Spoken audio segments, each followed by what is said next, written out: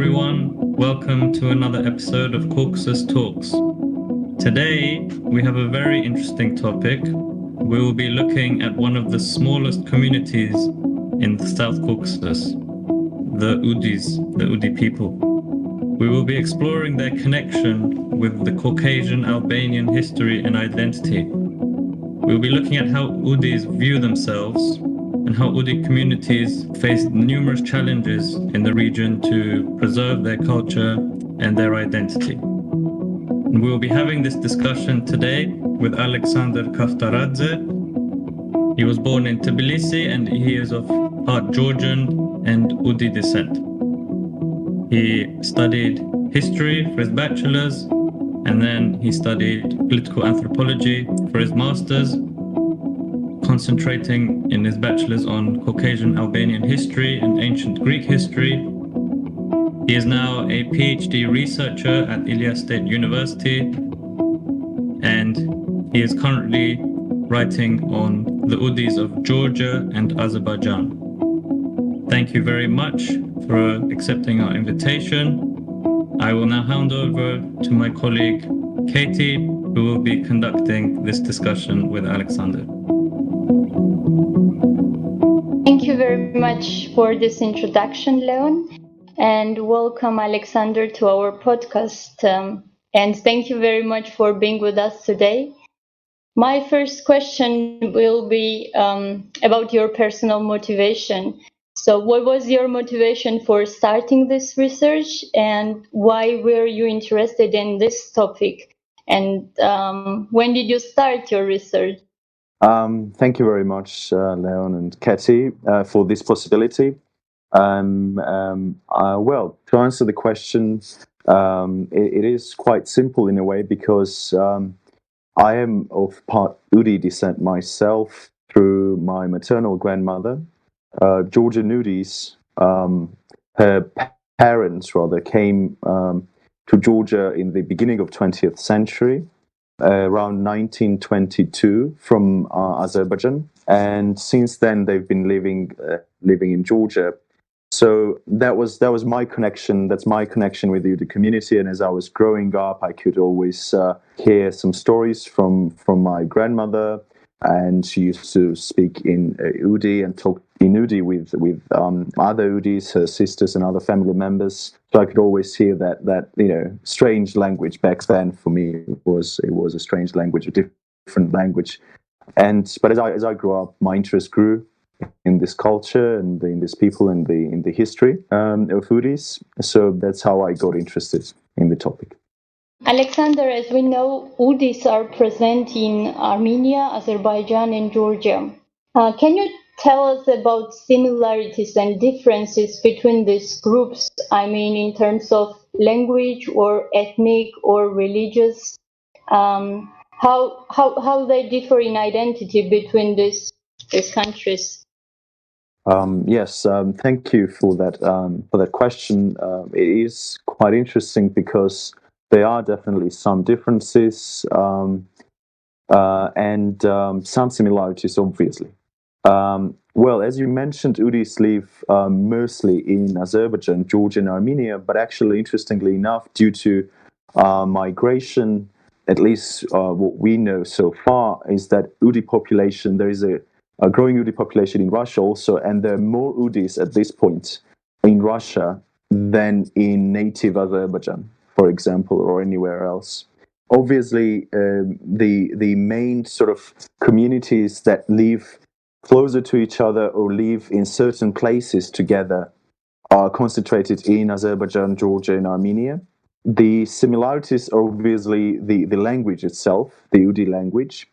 But interestingly enough, there are two dialects within the Udi language. So one dialect is the Nij dialect, which is spoken mainly in Nij, in the village of Nij in Azerbaijan.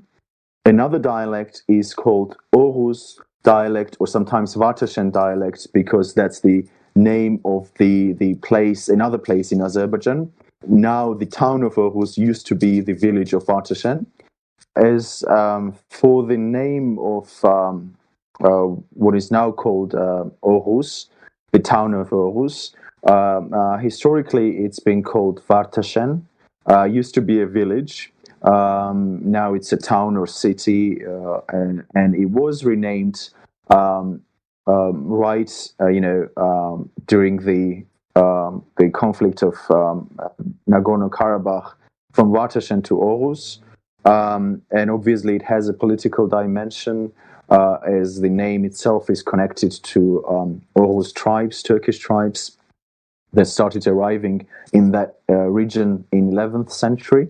And the name itself, the Vartashen name, there are different theories regarding it. The main theory connects it to the that it is an Armenian name of the place. There is another theory also propagated in 19th century by Udis that it was somehow connected to an Udi priest named Vartan, and that it was named, the place was named after him. But yeah, throughout, as long as we know the sources that we have, it was called Vartashen, which is the most probably correct translation. Perhaps would be the village of roses, or the place of roses.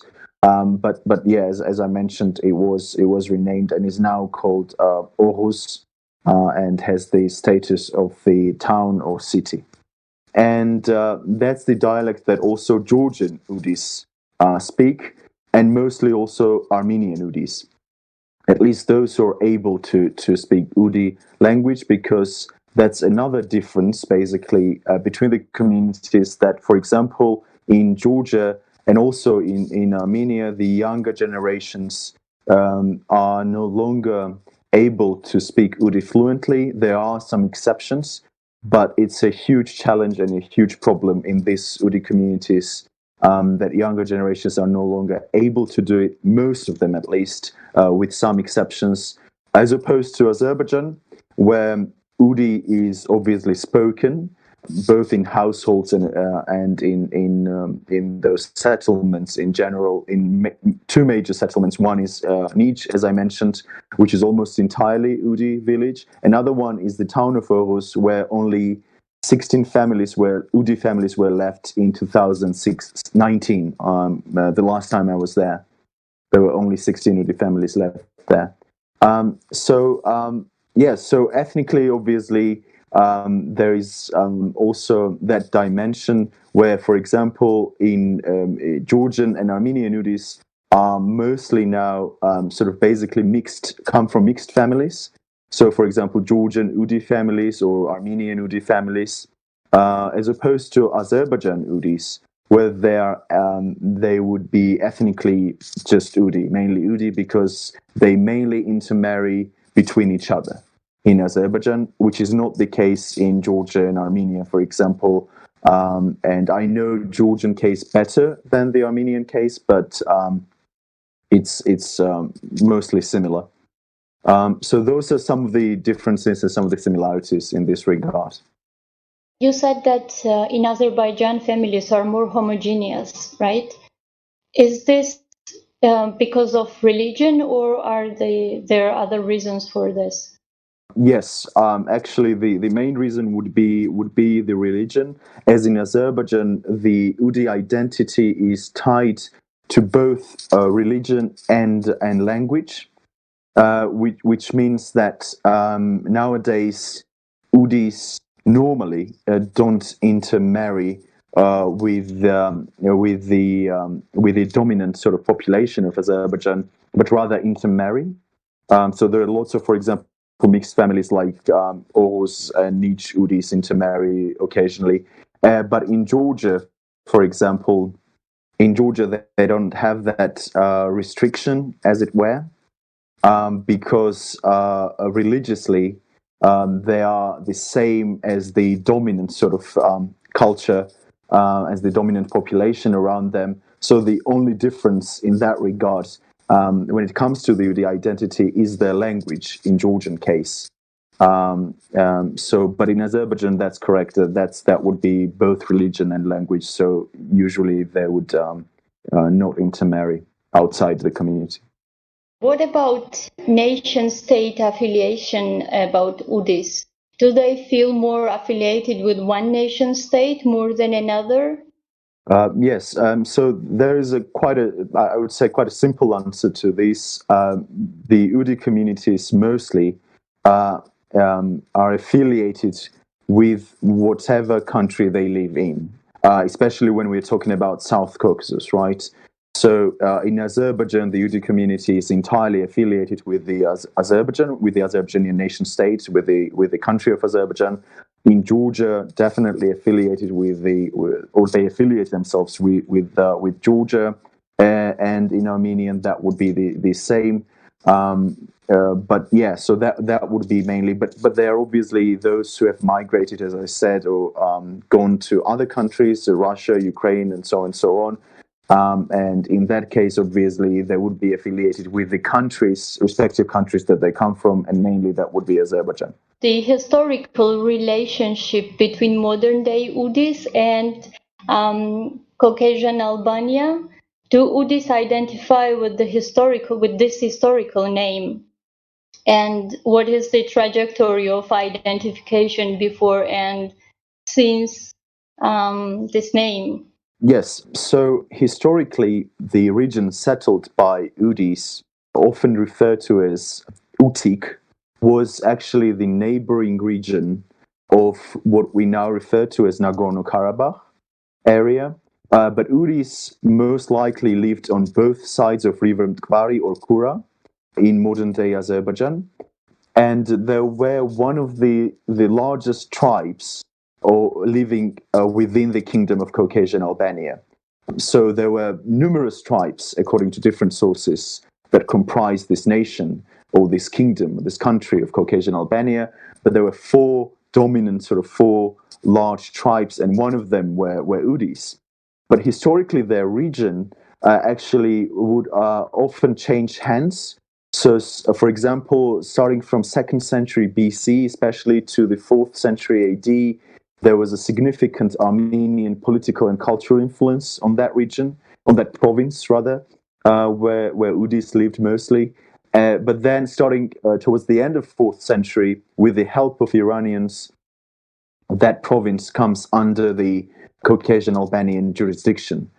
And since then, obviously, and even before that, Udis were clearly identified with the Caucasian Albanian kingdom, and that would be up until 8th or 9th century, where the Caucasian Albanian kingdom disintegrated due to different reasons. One of them being a growing Arab influence in the region, but also partly during that period, some provinces, Caucasian Albanian provinces, came under heavy Armenian influence religiously, culturally, linguistically. And since then, we don't have many sources actually regarding Udis in particular, but we have one interesting source from the beginning of 18th century, 1724, when Udis wrote a letter from several villages in modern-day Azerbaijan, wrote a letter to the Russian Emperor Peter the Great, Peter the First. They're talking about the persecution that they're experiencing. But what is interesting there is that they say literally that we are Arwanians of the tribe or of the nation of Udis or Utis. Which Arwan or Alwank, sometimes as it is referred to, was the name, mostly in Armenian sources, of Caucasian Albania, which indicates that by that time, in the beginning of 18th century, Udis still saw themselves as representatives of this Caucasian Albanian heritage, basically. So there was still that memory, still that knowledge that they belonged to that the country that used to be called Albania or Arwank or Alwank, as we mentioned. So we have that in 18th century, but then in 19th century, gradually at the beginning of 20th century, it seems that a denominational belonging within the Udi community becomes more prominent and more important. And what I mean by that is that some Udis within the Udi community were Orthodox, Eastern Orthodox, and some belonged to the Armenian Apostolic tradition. That meant that the Orthodox Udis were often affiliated with the closest Eastern Orthodox neighbor, which would be Georgia, while those who followed the Armenian Apostolic tradition would be affiliated with the Armenians, especially as there were a growing number of mixed Udi Armenian families within modern-day Azerbaijan in that period. And there were often actually conflicts, even conflicts between these two Udi communities, Orthodox Udis and those belonging to the Armenian tradition. So during that period, I think this Caucasian Albanian identity is definitely sidelined. It is not mentioned almost at all, I would say, in that period, to the point that even in some Georgian newspapers back then, this Orthodox Udis especially, or due to the Orthodox Udis being there in Azerbaijan, they're often even represented or called Georgians. And there were some theories within the Udi community that somehow there were one of the lost Georgian tribes living in Azerbaijan, but obviously there was the question of language, which seemed to be forgotten, that there was a completely different language that they spoke, the Udi language. Yes, so this Caucasian Albanian identity, the idea of that is completely sidelined during that period. But the beginning of 20th century, already in 1927, for example, even in Georgian sources, for example, this prominent Georgian scholar, Pavle Ingorova, mentions, while talking about the Caucasian Albanian language, mentions that the Udis living in Azerbaijan actually probably are the ones who speak some form of sort of language that is connected to the Caucasian Albanian language. So it's almost like a descendant language of the Caucasian Albanian language. So there is that knowledge already promoted basically in the 20th century, in the first half of the 20th century. And by 1937, old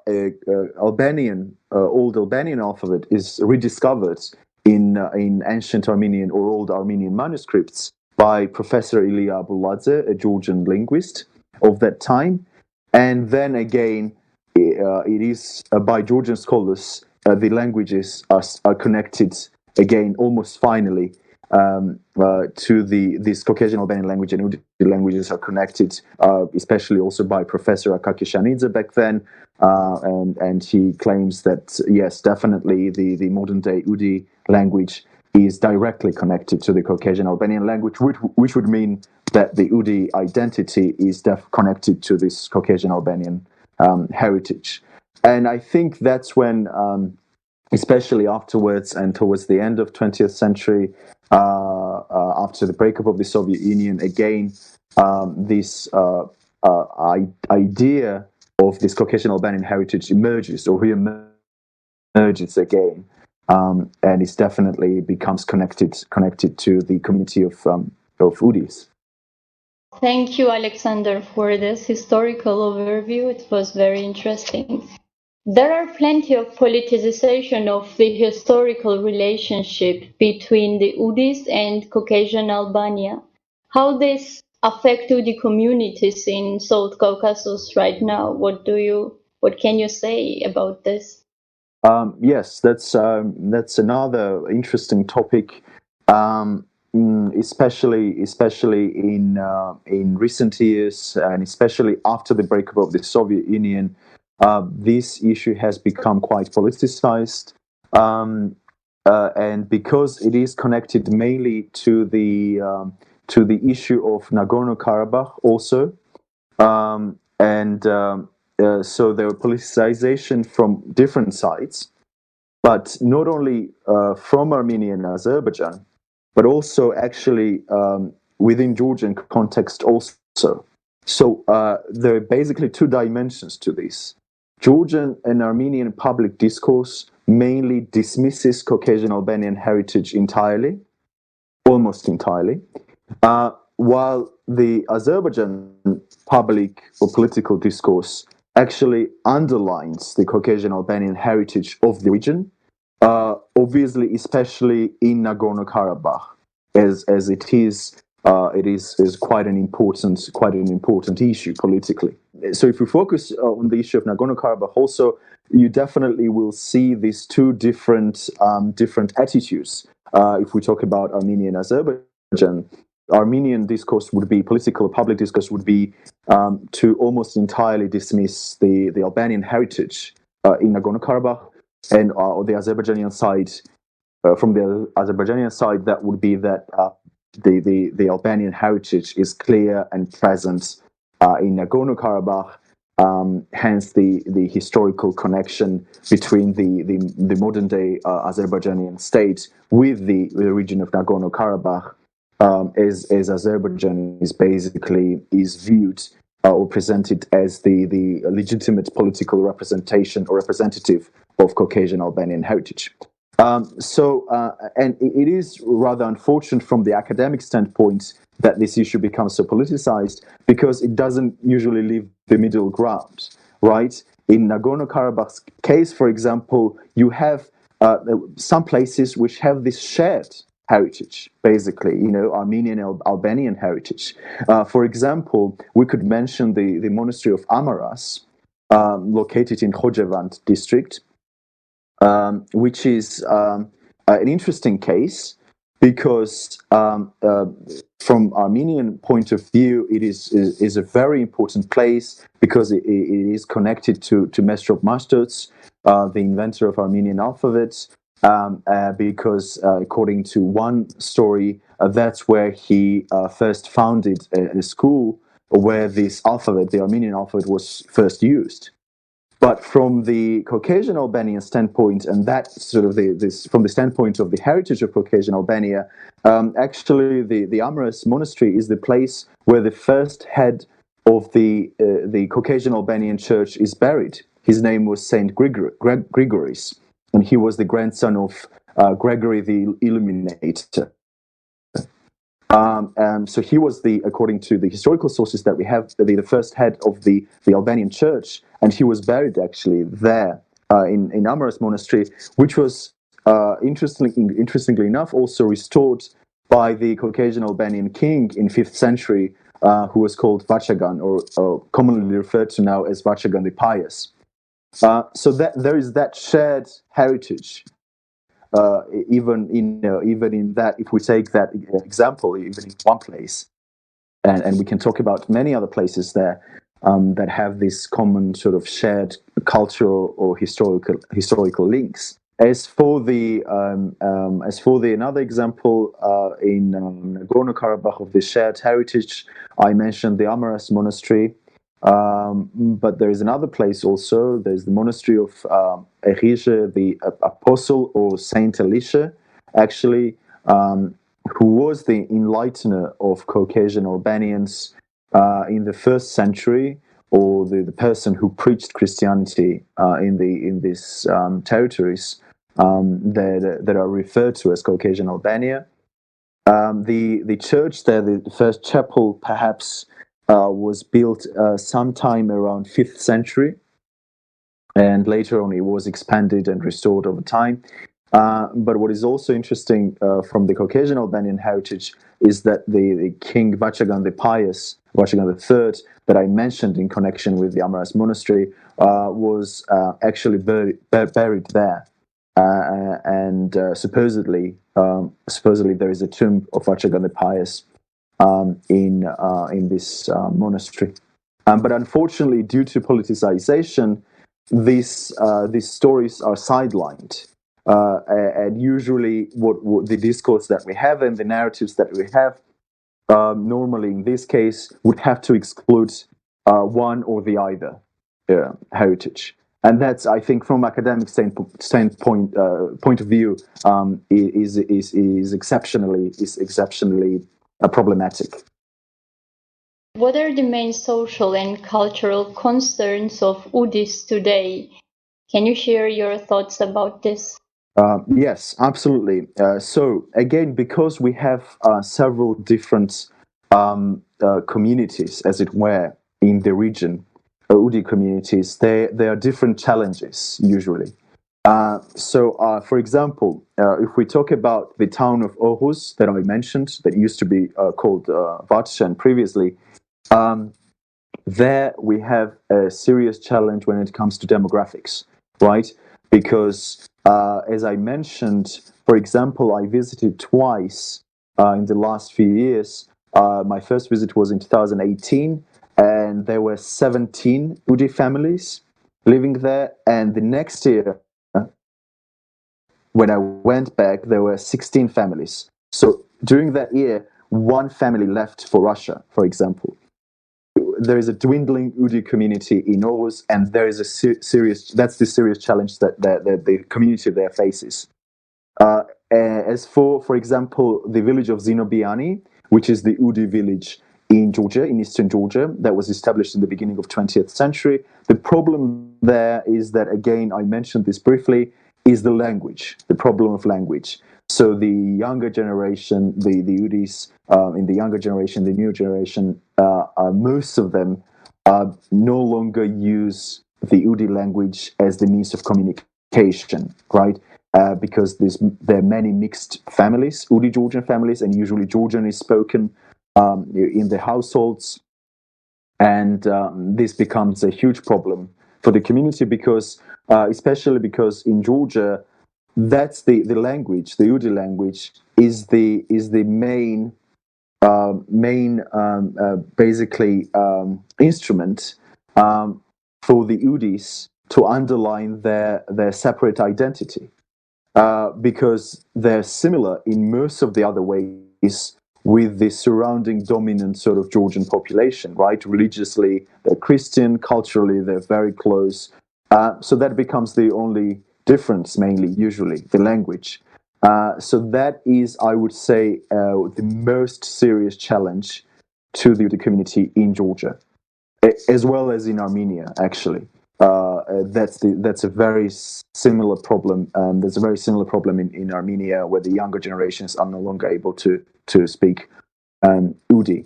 I would say that would be demographics in general for Udis, because it's according to what we know, they're perhaps somewhere between 8 to 10,000 Udis living in the world, right? And they're quite nowadays they're dispersed in different countries, and that's another huge challenge and problem. Preserving language is another huge issue. But also, I think, for the community, for the entire community, is also maintaining its unique identity in this sort of polarized region, politically polarized. I mean, and maintaining this identity without politicization, right? Without becoming an instrument in these political games. So I think those are some of the main issues for the Udi community these days. I have last question that is related to language. You mentioned that the language issues in Georgia or in Armenia as well. How do you see, how can this problem be solved? I mean, what do you think, what should be done from government side or from civil society? What can they do to preserve this language? Yes, thank you for that question. Well, I think that definitely, as you mentioned, I think locally governments should be involved, and the local ministries of education, I think, should be involved in this case. Because, for example, even in Georgia, nowadays you have basically a designated teacher for Udi in the village, in the school. But it's not enough, because the children usually are not terribly interested in the school methods of teaching the language to the kids. They need more practice, and so on. There are no proper sort of textbooks for younger people. For example, for those in the first grades of the school or kindergarten. In Georgian case, because I'm speaking of Georgian case because I know this case better than what's going on in Armenia. So yeah, there's definitely should be some sort of cooperation. I think from the government on one hand, and from the civil society and different organizations, non-governmental organizations working in the field on the other hand. And currently, actually, I'm also with other representatives of the Georgian Indo community, actively involved in some of the some of the challenges, basically, or resolving some of the problems that the Udis community faces. So alongside my research, I'm involved in that. One of the issues that we are trying to solve, or address rather, is this issue of language. And we are planning, I can tell you that we are planning to publish a textbook of Udi language for younger people, young children mostly. That would be our first aim, and we'll go on from there, and we'll see what we can do, and perhaps also maybe at some point the government or the Ministry of Education gets involved as well.